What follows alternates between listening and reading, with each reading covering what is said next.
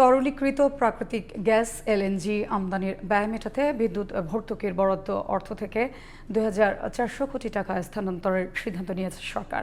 তবে এলএনজি আমদানি নির্ভর হয়ে জ্বালানি খাতের সংকট দূর করা সম্ভব নয় বলে মনে করছেন বিশেষজ্ঞরা।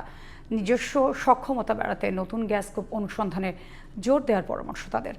জান্নাতুল ফেরদৌসীর রিপোর্টে দেখুন বিস্তারিত।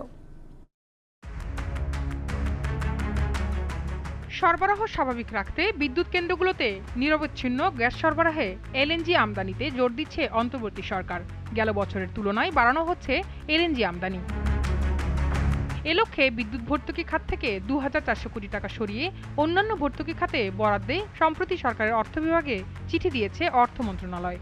চলতি অর্থবছরের সংশোধিত বাজেটে বিদ্যুৎ ভর্তুকি খাতে বরাদ্দকৃত ৬২,০০০ কোটি টাকা থেকে ২,৪০০ কোটি টাকা অন্যান্য ভর্তুকি খাতে পুনঃ উপযোজনের কথা বলা হয়েছে চিঠিতে।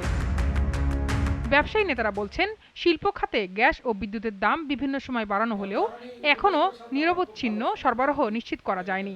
গ্যাস বিদ্যুতের সংকটে যেন উৎপাদন ব্যাহত না হয় সে বিষয়ে সরকারকে দিতে হবে সর্বোচ্চ গুরুত্ব। কিন্তু ইনভেস্টমেন্ট বাড়ার জন্য এখানে কিন্তু এই গ্যাস সংকটটা কিন্তু আরেকটা অন্যতম অন্তরায়। এটাকে যদি সমাধান না করা যায়, সরকার তো আমাদেরকে এলএনজি আমদানি করে হোক গ্যাসটাকে আমাদের নিশ্চিত করতে হবে। তো এলএনজি আমদানি না করলে তো এখন গ্যাস নিশ্চিত হবে না। দেশীয় গ্যাসকে উৎপাদন বা অনুসন্ধান না করে আমদানির উপর বেশি মনোযোগ ছিল, সেটা কমিয়ে আনতে হবে।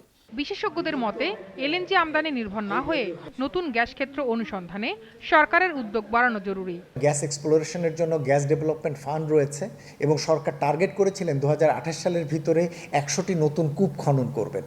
আমরা সেই লক্ষ্য অনুযায়ী আমরা মনে করি দ্রুততম গতিতে সরকার বিনিয়োগ বাড়িয়ে যতগুলো সম্ভব নতুন গ্যাস কূপ খননের উদ্যোগ সরকার গ্রহণ করবেন।